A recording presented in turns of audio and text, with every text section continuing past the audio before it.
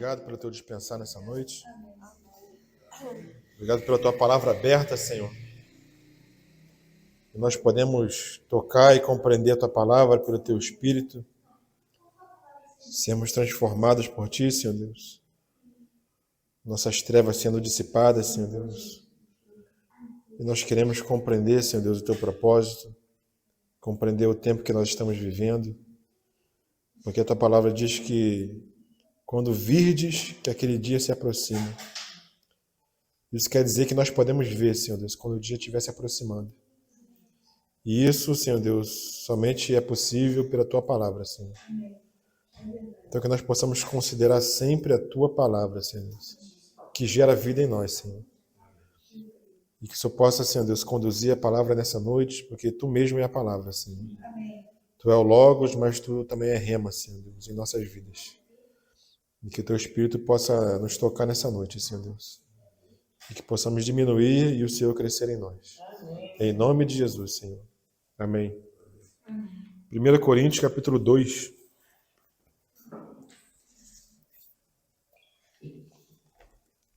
Coríntios, capítulo 2. E deixa o dedinho lá em Mateus 27 também.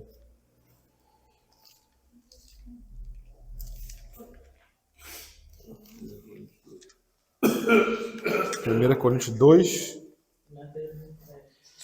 fala assim. Isso.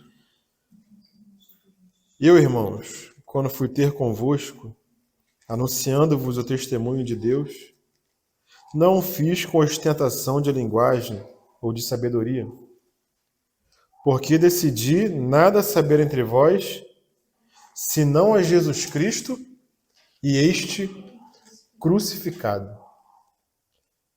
Nós estamos tocando lá em Mateus 27, que fala dos últimos momentos do Senhor aqui nessa terra, antes da sua crucificação. E nós estamos entrando no versículo 45 de Mateus 27. E essa hora, irmãos, do nosso Senhor, é justamente a hora que Paulo diz que decidiu conhecê-lo. Paulo não queria falar nada para os coríntios que fosse de sabedoria humana. Mas ele queria somente conhecer a Cristo e este crucificado. Por que será que Paulo fala dessa forma, né? Nada decidi saber entre vós, senão a Jesus Cristo e esse crucificado. Porque esse momento, irmãos, da história humana, da história do mundo, ele foi um momento crucial. Tudo converge para a cruz de Cristo. Tanto as coisas do passado, quanto as coisas do futuro. Tudo converge para a cruz de Cristo. Nós somos salvos hoje porque nós olhamos para o passado, olhamos para trás. A humanidade, antes da cruz, era salva olhando para frente, olhando para a cruz de Cristo. Então, esse momento em que o Senhor está morrendo naquela cruz, é um momento que consuma aquele plano eterno de Deus de enviar o seu próprio Filho. Antes que houvesse mundo, antes que houvesse criação, esse momento já estava determinado pelo Senhor. Então, quando o Senhor é levantado na cruz, esse é o momento em que a humanidade está sendo redimida. Tudo que o Senhor desejou que o homem fosse, ali está tendo um início. Porque o Senhor falou lá em Gênesis, façamos o homem a nossa imagem conforme a nossa semelhança. Mas, quando Deus fez o homem ficou torto, o homem caiu. Então não era aquele homem que o Senhor estava planejando. Então quando o Senhor fala façamos um homem, esse homem, na verdade, ele começa a existir a partir da cruz de Cristo. Da morte do Senhor. Porque na sua morte, o Senhor anula aquela célula de dívida que toda a humanidade tinha. Então é nesse momento, irmãos, que nós estamos tocando. E nós começamos a reunião falando sobre luz. A irmã trouxe essa questão para nós meditarmos, né? E aqui, justamente em Mateus 27, versículo 45, o que fala, irmãos? Todos abriram aí? Mateus 27, 45? Fala assim. Pode falar, irmão. E houve trevas sobre toda a terra, do meio-dia às 3 horas da tarde. Desde a hora sexta até a nona, houve trevas sobre toda a terra. Justamente o que a gente está falando, né? Exatamente o que a gente está falando aqui, desde o início da reunião. E por que houve trevas sobre toda a face da terra enquanto nosso Senhor estava sendo crucificado, irmãos? E essas trevas aqui não foram trevas normais, não, tá? Era dia, né? Era dia. Não foi simplesmente, aconteceu um eclipse solar e a lua se pôs na frente do sol e houve trevas. Não.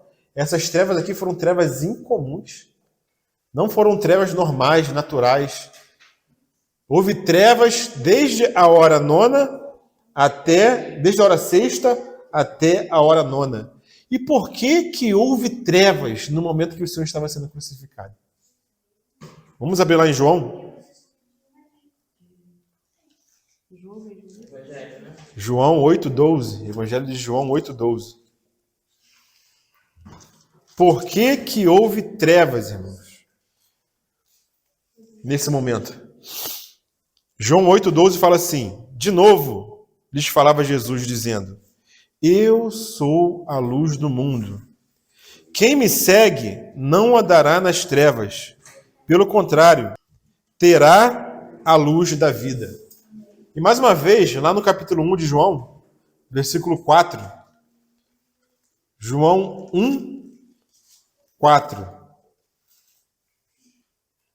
Fala assim: a vida estava nele, e a vida era a luz dos homens.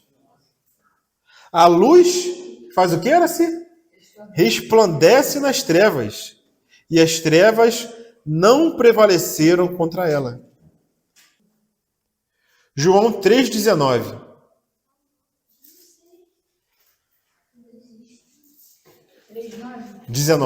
3,19. Qual é a condenação? A condenação é esta: que a luz veio ao mundo e os homens amaram mais as trevas do que a luz, porque as suas obras eram mais. Então, naquele exato momento em que o nosso Senhor estava sendo crucificado, irmãos, quem estava sendo crucificado era a luz do mundo. A luz do mundo estava se apagando. Por quê? Porque os homens amaram mais as trevas do que a luz. Então, por isso houve trevas desde a hora sexta até a hora nona. A hora nona foi a hora que o Senhor expirou, que foi 3 horas da tarde. Foi o momento que ele morreu de fato. O Senhor esteve na cruz desde as 9 horas da manhã até as 3 horas da tarde. Mas ao meio-dia, onde o sol está mais a pino, houve trevas sobre a face da terra. Porque a luz estava sendo crucificada. Que horas que ele entrou na cruz? 9 horas da manhã. Na hora terceira do dia, né? Que fala lá em Marcos. Então, irmãos, essa treva que aconteceu foi porque os homens amaram mais a luz. Perdão. Os homens amaram mais as trevas do que a luz. Não é diferente nos nossos dias. A gente está vendo tudo o que está acontecendo no mundo. A irmã orou nesse sentido, né? O mundo está em convulsão. A Venezuela está em convulsão há tempo. E Israel, ontem ou hoje, matou o líder do Hamas. Atacou o Líbano. E o Israel matou o líder do Hamas lá no Irã, numa reunião que estava tendo. Né? Então o mundo está em convulsão. A gente viu a representação que as Olimpíadas fizeram, a abertura que as Olimpíadas fizeram.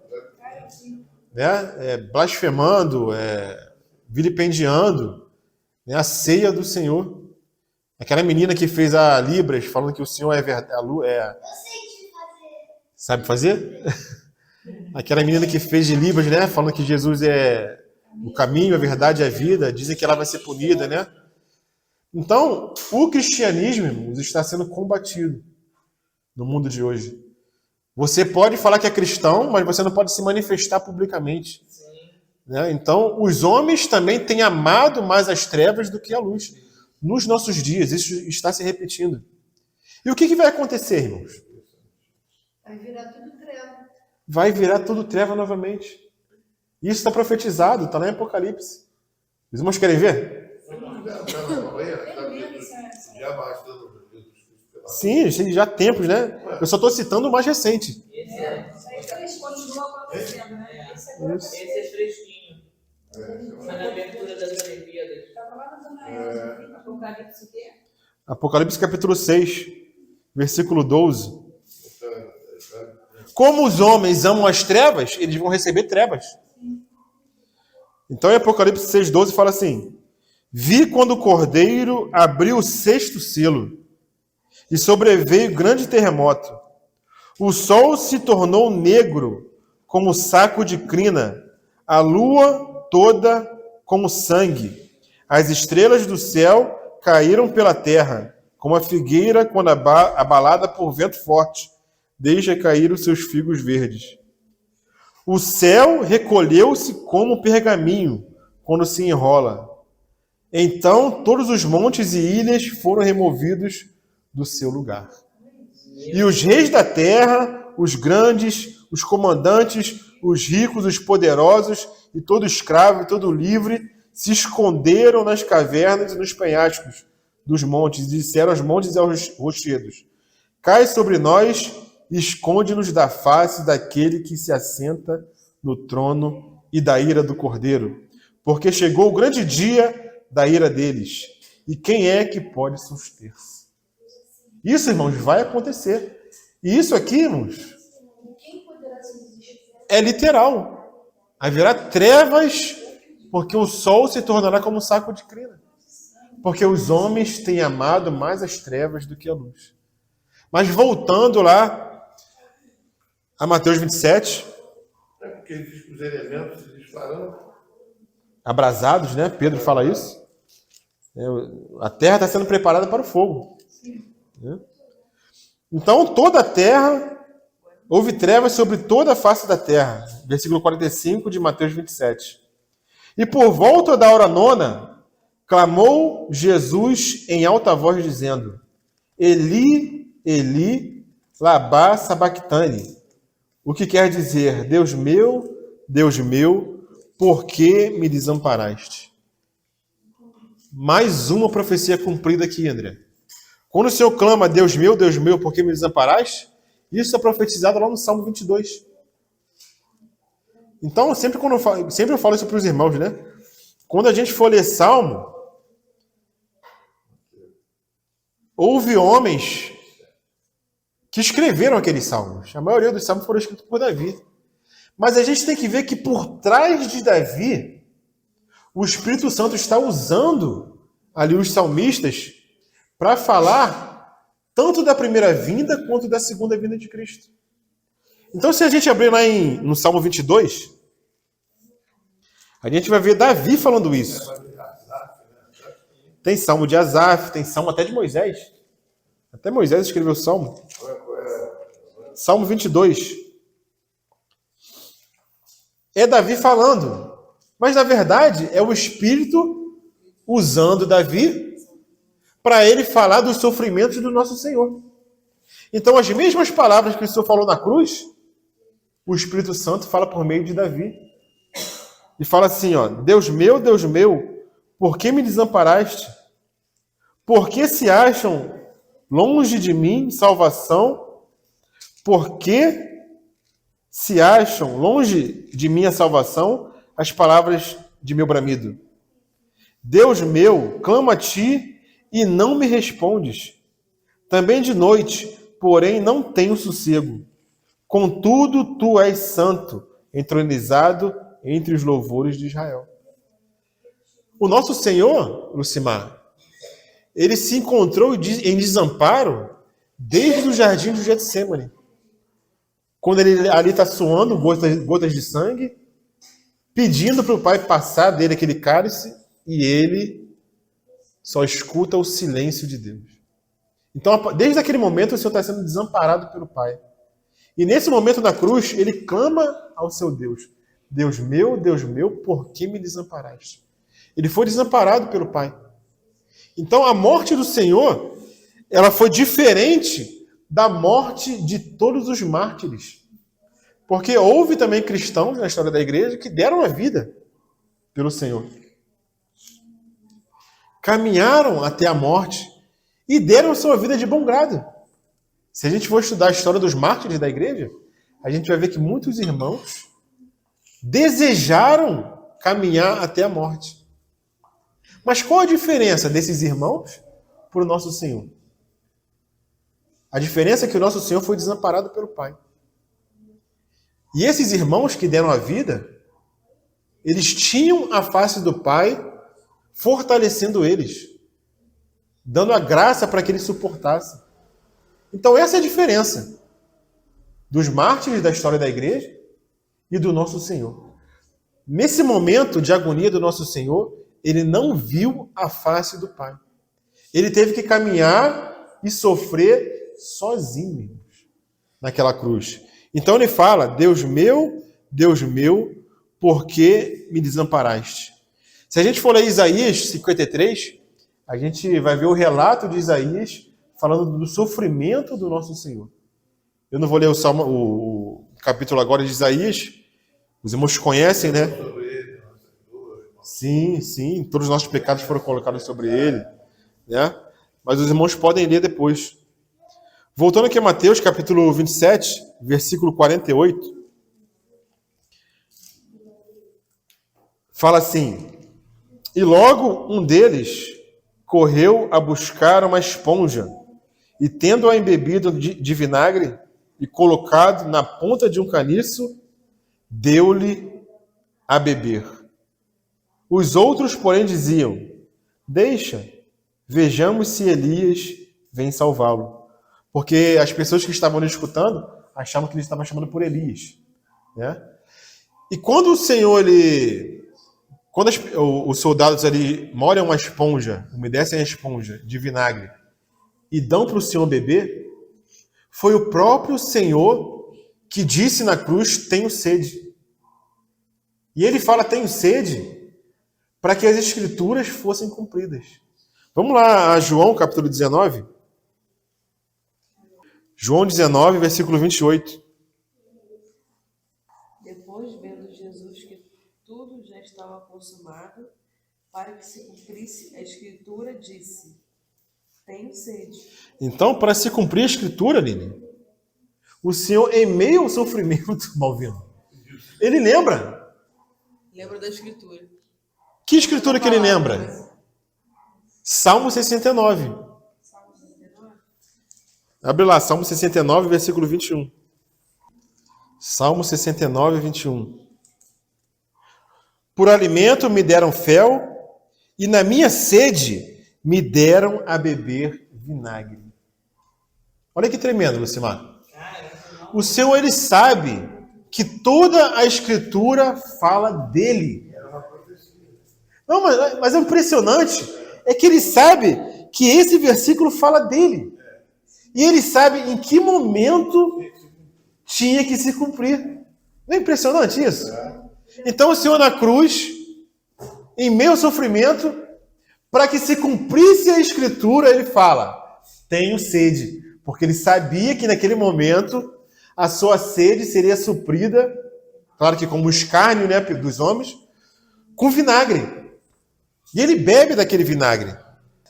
E João, o versículo 29, continua, né? Do capítulo 19. Estava ali um vaso cheio de vinagre. Embeberam de vinagre uma esponja e, fixando-a num caniço de isopo, lhe achegaram a boca. E o Senhor bebeu daquele vinagre. Então, mais uma profecia sendo cumprida pelo nosso Senhor. Uma das tentações que o Senhor tinha, irmãos, eu falei acho que na última reunião, Depois a gente pode ler esse salmo todo, né? Eu tô lendo aqui. Os que sem razão me odeiam são mais numerosos do que os cabelos da minha cabeça.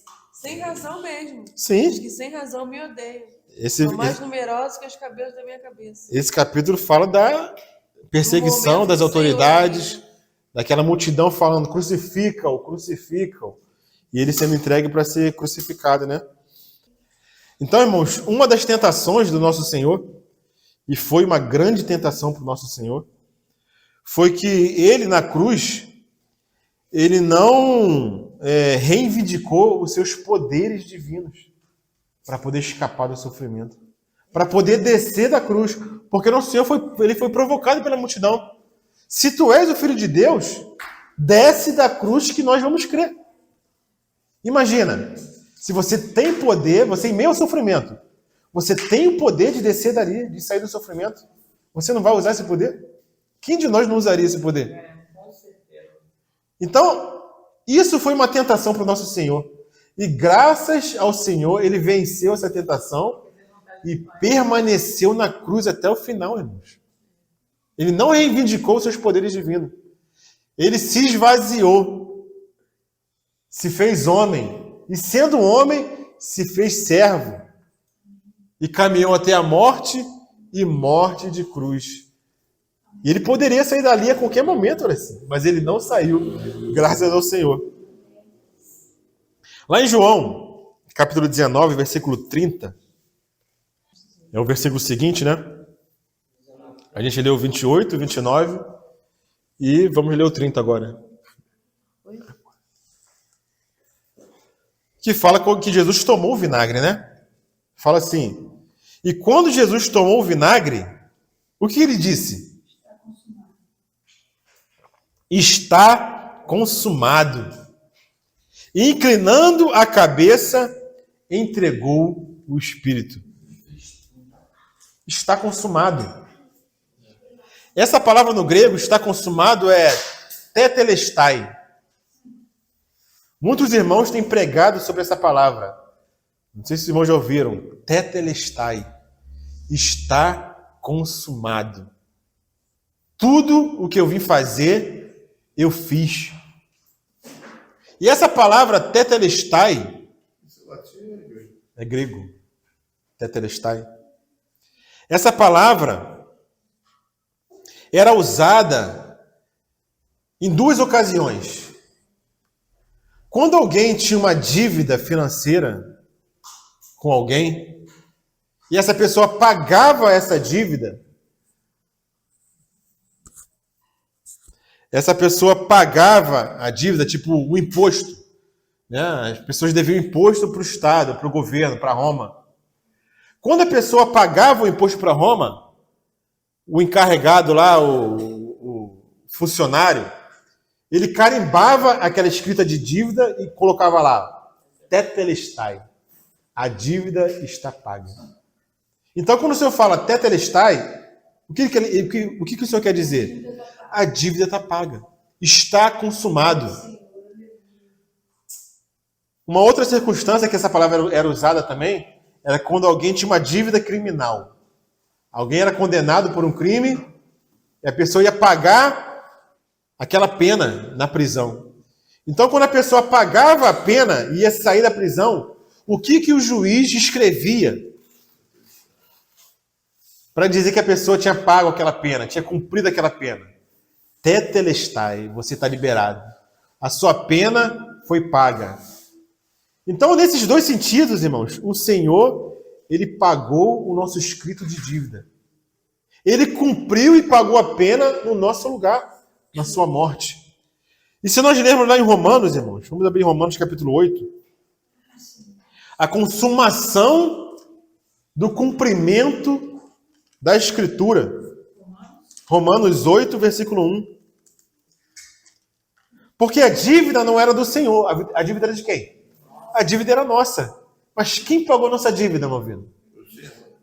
O Senhor pagou a nossa dívida. E quando ele pagou a dívida, ele falou o quê? Tetelestai. Está consumado. Nós estamos liberados, irmãos. Está pago. Todo o nosso pecado foi colocado sobre o Senhor. E lá em Romanos capítulo 8, versículo 1, fala assim: portanto, agora nenhuma condenação há para os que estão em Cristo Jesus. Por quê, irmãos? Tetelestai, está consumado. Que não andam segundo a carne, mas segundo o Espírito. Porque a lei do Espírito de vida em Cristo Jesus me livrou da lei do pecado e da morte. Amém, irmãos? Amém. Chegamos ao capítulo 27 de Mateus. Que caminhada, né, irmãos? Até o Senhor falar, está consumado.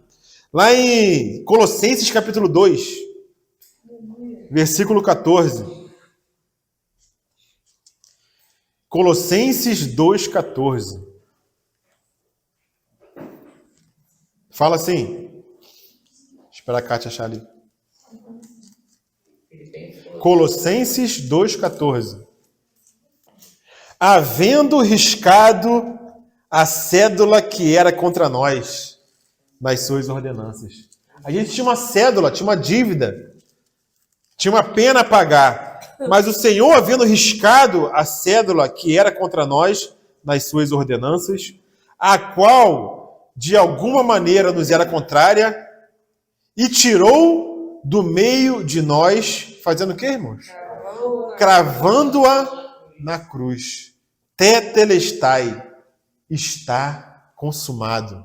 Eu paguei a dívida, eu paguei a pena, e agora nós estamos liberados. Nós estamos livres. Quem está livre, irmãos? Todos aqueles que creem no sacrifício do Senhor. Então, nenhuma condenação há, meu filho. Pode ler o 15. E despojando os principados e potestades, os expôs publicamente, e dele triunfou em si mesmo. É algo mais que ele fez na cruz. Na cruz, Paulo, por revelação, viu que principados e potestades estavam sendo envergonhados, estavam sendo despojados na cruz. Mas quem estava ali era assim, as mulheres que estavam ali, os discípulos que estavam ali, os judeus que estavam ali, eles não viram que principados e potestades estavam sendo envergonhados. Quem é que viu isso naquela hora, irmão? Somente pelo Espírito.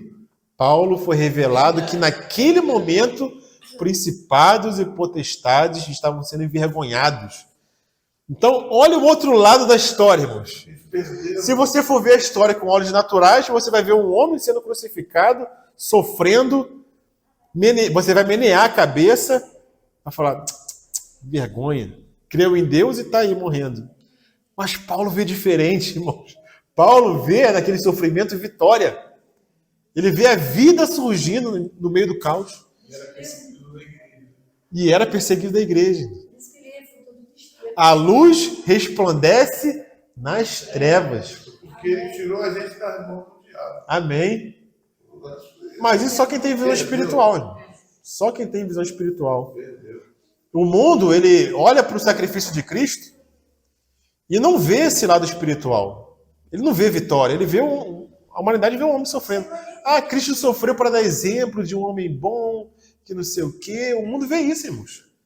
Que exemplo de homem bom. Ele é Deus, pagou a nossa dívida para nos libertar, ressuscitou e envergonhou principados e potestades. É isso que nós temos que declarar para o mundo, irmãos. Ah, ele foi um bom homem para dar exemplo. E o Senhor as pessoas usam o Senhor para tudo, irmãos. Até para ganhar dinheiro. Ah, o Senhor é um exemplo, e a gente tem que seguir o seu exemplo para poder ganhar dinheiro, porque ele multiplicava as coisas. Olha que uso as pessoas fazem do nosso Senhor. Mateus 27, 50. Mateus capítulo 27, versículo 50. Jesus fala assim, e Jesus, clamando outra vez, com grande voz, entregou o Espírito.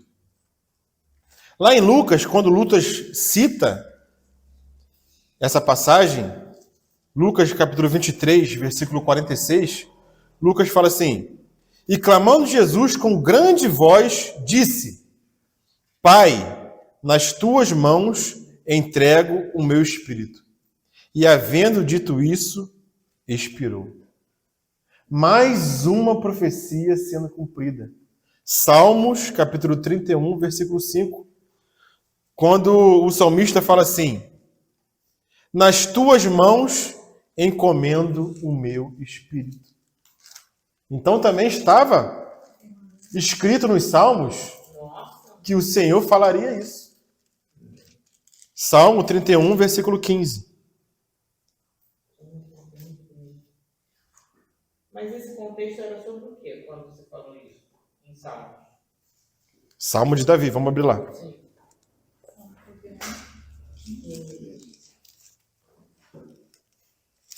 Salmo 31, 15. Aqui vou ler do 14 aqui, ó. Quanto a mim, confio em ti, Senhor. Eu disse, tu és o meu Deus. Nas tuas mãos estão os meus dias. Livra-me das mãos dos meus inimigos e dos meus perseguidores. Como é que está a versão da irmã? É mais ou menos essa que você deu, não a que você deu antes. Nas tuas mãos encomendo o meu espírito. Nas tuas mãos. Tem, irmão? Livra-me dos meus inimigos e daqueles que me perseguem. Alguém tem uma outra versão? Nossa, tá terrível. Tá terrível, por quê? Diferente, né? 31:15. Isso. Os meus tempos estão nas tuas mãos. Livra-me das mãos de meus inimigos e dos que me perseguem. Bem diferente. Então, em tuas mãos encomendo o meu espírito. Tu me remiste, Senhor Deus, da verdade. A irmã perguntou em qual contexto, né? Davi era um tipo de Cristo, né? Ele padeceu também muita perseguição. Lembra da história de Davi? Sim. Davi foi ungido rei, mas não assumiu o trono no momento que foi ungido. Por quê? Quem era o rei era Saul. Então, enquanto Davi não assumiu o trono, Saul perseguia ele. E nessas perseguições ele fugia, e ele tinha ali os valentes de Davi que eram companheiros dele na perseguição. Isso não fala do nosso Senhor que é rei desde a sua primeira vinda, mas não assumiu o trono ainda? E de nós que somos seus companheiros, Ô Senhor. padecendo perseguição, sofrendo com o Senhor? Porque esse é o nosso chamamento. Como a gente falou no domingo, né? O Senhor, ele é rei. Aqueles amigos de Davi, companheiros de Davi, consideravam ele rei. Ele é o rei de Israel, mas quem estava no trono ainda era Saul. Então, nessas lutas, nessas perseguições, nessas fugas, Davi, como um antitipo do nosso Senhor, sendo usado pelo Espírito, ele profere essas palavras. Tremendo, não é? Que são as palavras que apontam para o nosso Senhor, na cruz. Né? Então, Davi, ele cumpre esse papel. Então, a maioria dos, se não todos, né, os salmos, não todos porque alguns falam de pecado, né? Davi fala do seu pecado e nosso Senhor não pecou. Então, tem algumas coisas que se aplicam mesmo a Davi, né? E não ao Senhor. Mas a grande maioria dos salmos de Davi falam do nosso Senhor, tanto na sua primeira vinda quanto na segunda, né? Então, o contexto é esse. Davi verdadeiramente estava sendo perseguido, estava fugindo, e ele confiava no Senhor, clamava ao Senhor, né? De onde me virá o socorro, né? Então, em todas essas ocasiões, apontando para o sofrimento do nosso Senhor. Essa questão da gente ver Cristo nos Salmos, eu só aprendi isso aqui. Nunca ouvi falar disso no outro ajuntamento, em qualquer outro A ajuntamento. gente pensa que está falando dele mesmo. A gente pensa que ele está falando. É porque Mas aí o Michael vai e faz essa comparação, né, do antigo com o novo, né, das palavras proferidas pelo Senhor e o que está aqui nos Salmos, não tem para onde correr. Não tem. Só que isso aqui dá trabalho, né? Sim. Para você fazer esse tipo de link de um com o outro, é só ver o Espírito Santo vindo, né? Estudo, cavando, porque é tremendo. A gente Está vê tirando a nossa dúvida. hoje os salmos, e eu estou com vontade, eu já li os salmos algumas vezes, de reler com essa visão que eu tenho hoje. Porque certamente o Senhor falará de outra forma, né? Tem um livro do Spurgeon falando sobre os salmos. Ele tem essa parte profética também. Tem. Tremendo. Tá 40 e pouco, né? Eu tô Você está falando aqui, impactada. estou meditando bastante nas cartas de Pedro. Por isso que as aflições que a gente sofre, né? As aflições de Cristo. É necessário por um pouco de tempo caminhar contristados. Por um pouco de tempo. Somos os valentes de Davi, Somos varais. Você falou aí. que acompanharam ele nos seus sofrimentos, Qualquer né? sofrimento que vocês possam vir a sofrer. E assim, na caminhada, na peregrinação desde o início da caminhada, porque a gente aprendeu nessa comunhão, né? Com a visão de reino, e é no superficial, né? Então, cada um saiu de uma treva. E quantas vezes as lágrimas rolaram examinando o Salmo? Porque Sim. o Espírito nos consola, né? Sim. E Pedro ele fala que nós devemos cavar, né? Só vamos ter esse entendimento se cavarmos. Eu tenho colocado para ouvir de manhã, realmente, se a gente ouvir, ler, cavar, a gente vai sempre recorrer ao Senhor, nunca a nossa vontade. Isso. E ele fala sobre isso, Pedro, né?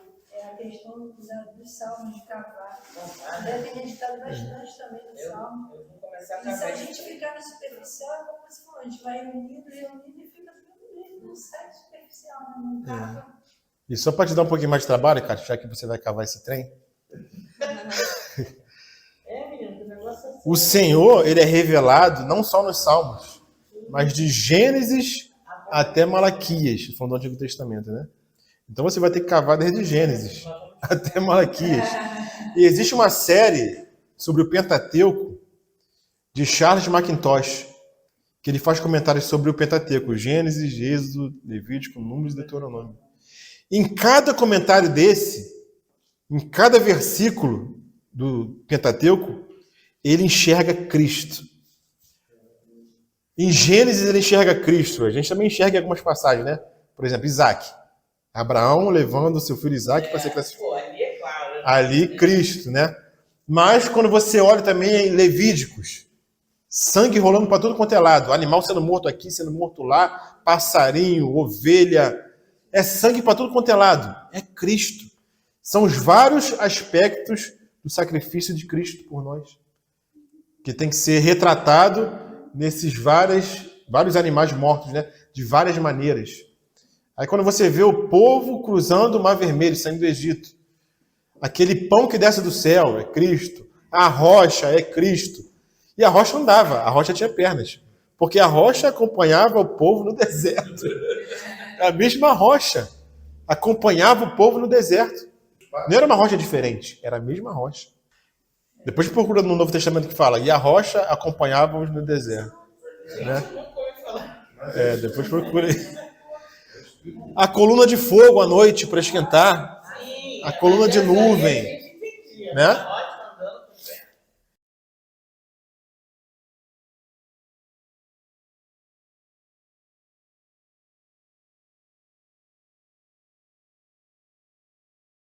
Não, a gente vai voltar a viver, a gente assim, quem entrar no milênio, né? Sim. Vai voltar a viver dessa forma, né? Sim. No milênio de Cristo. Sem essa... Não. No corpo, esse corpo mesmo. Esse Nesse pecaminoso, Nesse aí mesmo. pecaminoso vai entrar no reino de Deus no milênio? Não, vai viver. Vai entrar como nação, sendo governada Com esse corpo aqui? com esse corpo. Vai viver tanto. Não nós. Nós vamos reinar nos lugares espirituais e vamos ter o corpo transformado, glorificado.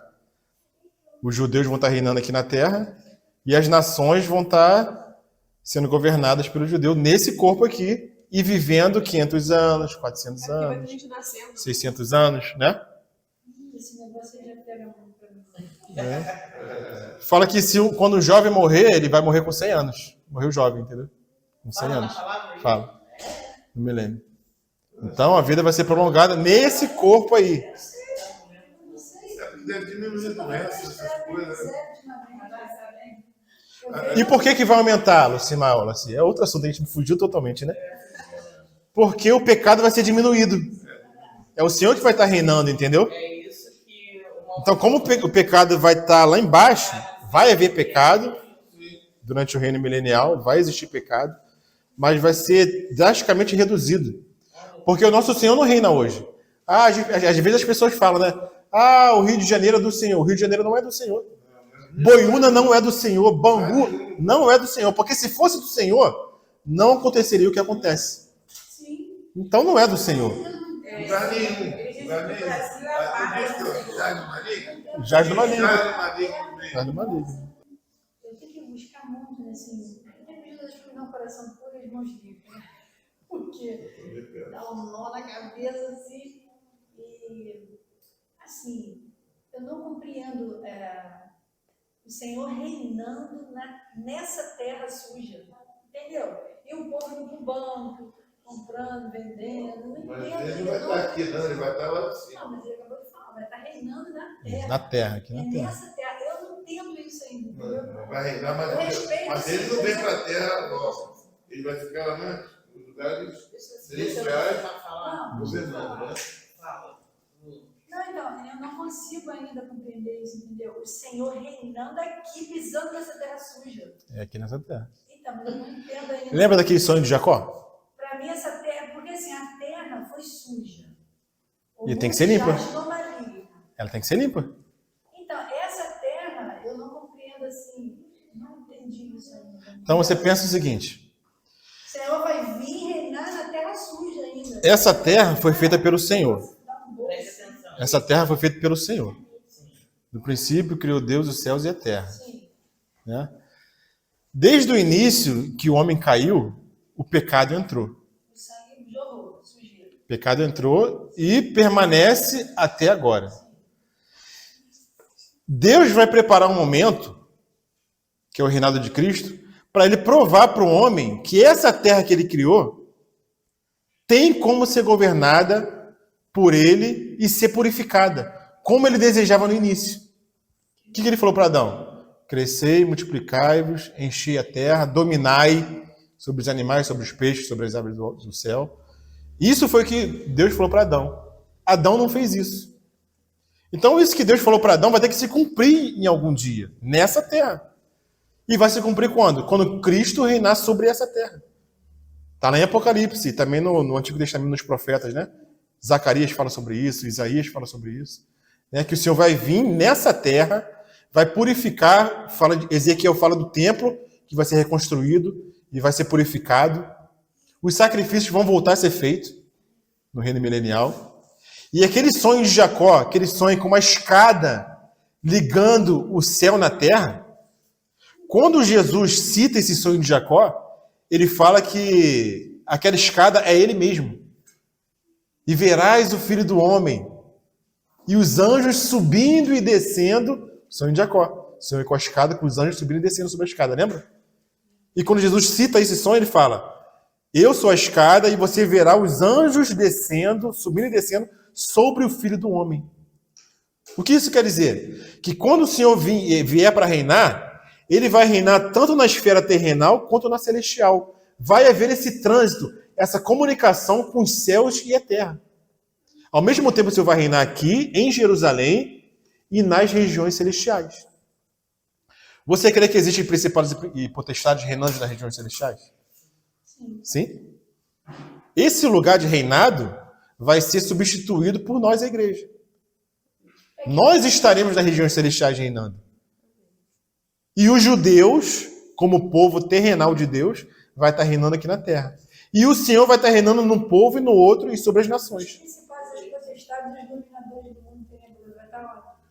Apocalipse capítulo 12. Serão expulsos, serão lançados na terra. Apocalipse 12. Tem que continuar voltando. Né? Eu tenho que continuar voltando. Eu acho que assim, com essa purificação, Lucimar, os outros vão ver naquele povo, né, lá nos judeus, que vão conhecer a Cristo, algo que eles vão desejar.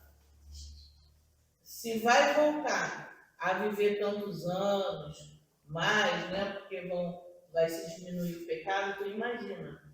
A gente é num lugar onde a gente sabe que há uma confissão. A gente hoje conhece pontualmente aqui, ali. Agora você imagina a Nova Jerusalém no sentido de nova mesmo, não lá do céu.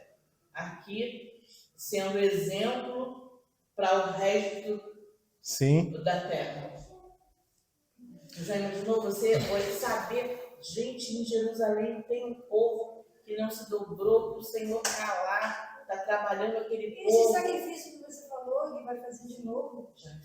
Depois não me pede o próximo do não dá pra ver, não. Os sacrifícios vão voltar a acontecer no milênio. Mas os sacrifícios, o Satanás vai lá para o sacrifício, vai reconstruir o templo. Isso tudo é. Satanás, ele vai reconstruir esse templo agora. Então, Na tribulação. Vai reconstruir, na Isso. tribulação. Aí os sacrifícios vão voltar, que Sim. já está tudo preparado. Sim. Aí depois que sacrifício Esse templo que o povo de Israel vai reconstruir, ele vai ser destruído de novo. pelo Senhor. Quando o Senhor voltar, ele vai destruir, vai arrebentar com tudo. Aí, Quando começar o milênio, vai ser reconstruído novamente o templo, mas o templo de Ezequiel. Se você ler Ezequiel, ele fala que o templo vai ser reconstruído novamente e os sacrifícios vão ser retomados. Agora, os sacrifícios que vão ser retomados no milênio, por que eles vão ser retomados? O que causa dúvida? Ué, se Jesus é o nosso sacrifício, ele já morreu, ele já ressuscitou, e o sacrifício dele cobre todo o pecado e é suficiente para tudo, por que vai voltar o sacrifício de novo? As nações que vão entrar no milênio, elas têm que compreender Cristo. Elas têm que entender Cristo. Como que a gente entende Cristo hoje? Porque a gente toca no Antigo Testamento, nos sacrifícios como símbolo. Então a gente olha para aquilo e aprende do Senhor. As nações hoje não tocam nisso. Não sabe? Ninguém sabe disso. Porque assim, a questão da fé, não é? Porque o Senhor diz que sem fé ninguém vai ver Deus. Então a gente acredita quando a palavra de Deus diz que Pedro vai falar, vocês não viram e amaram. Sim. Né? Então, quer dizer, a fé ela é mais preciosa que o ouro, que vai resultar em louvor, honras e glória na revelação do nosso Senhor Jesus Cristo. Aí quer dizer, não entendo muito bem, não. Quem vai, não entendi, não. Não compreendo. Não, mas eu tô finalizando só a explicação para você entender por que vai haver sacrifício no milênio, de novo. As nações, elas não compreendem o sacrifício de Cristo. As nações estão apartadas, estão aí. Né? Mas aí não tem a questão da fé. Vai ter que ter sacrifício de novo. Né? A fé é em Cristo. A fé é nele. Mas a gente aprende de Cristo olhando para os símbolos do Antigo Testamento. Né? A gente aprende, a gente entende o que o sacrifício de Cristo fez. Se você ler Levítico, todos aqueles sacrifícios, você vai compreender mais do sacrifício de Cristo. Apontar para Cristo. Então, por que vai haver sacrifício no milênio? Vai haver sacrifício para as nações aprenderem de Cristo de forma didática. Aqueles sacrifícios é uma forma do Senhor ensinar para as nações o que o sacrifício dele fez. E isso vai gerar a fé no coração deles para crer no Senhor. Entendeu? Eles não vão crer no sacrifício para ser salvo pelo sacrifício, não é? Os sacrifícios vão existir de forma didática.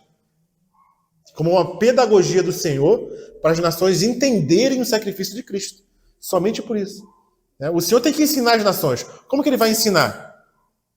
Do mesmo jeito que ele ensinou para nós. Ele ensinou para o povo judeu, para Israel, para a igreja. Só que nós vivemos a realidade de Cristo. Os judeus só olham para o símbolo, para o sacrifício. Eles não creem em Cristo. Né? Eles vão se arrepender no final da tribulação e vão voltar para Cristo. E as nações têm que seguir o mesmo caminho que os judeus seguiram, que nós seguimos, aprendendo do Antigo Testamento, e as nações vão ter que seguir o mesmo caminho. Por isso que o sacrifício vai voltar. Não para salvar, não para perdoar pecados, mas de forma didática, para eles aprenderem o que Cristo fez na cruz por toda a humanidade. É somente por isso. É só uma questão didática, entendeu? Isso vai ser o Deus certo. Através de 144 mil que vão vir para ajudar? Os 144 mil, Já estão salvos, mas eles vão crer no Senhor, vão ser separados de 12 mil de cada tribo e vão anunciar o evangelho do reino durante a tribulação. Né? No milênio, não. No milênio, toda a nação de Israel vai se arrepender e vai crer. Né? Os 144 mil falam da tribulação, do que eles vão fazer na tribulação, entendeu? Kátia já fechou a Bíblia, já vamos encerrar. Vamos encerrar, porque o assunto saiu...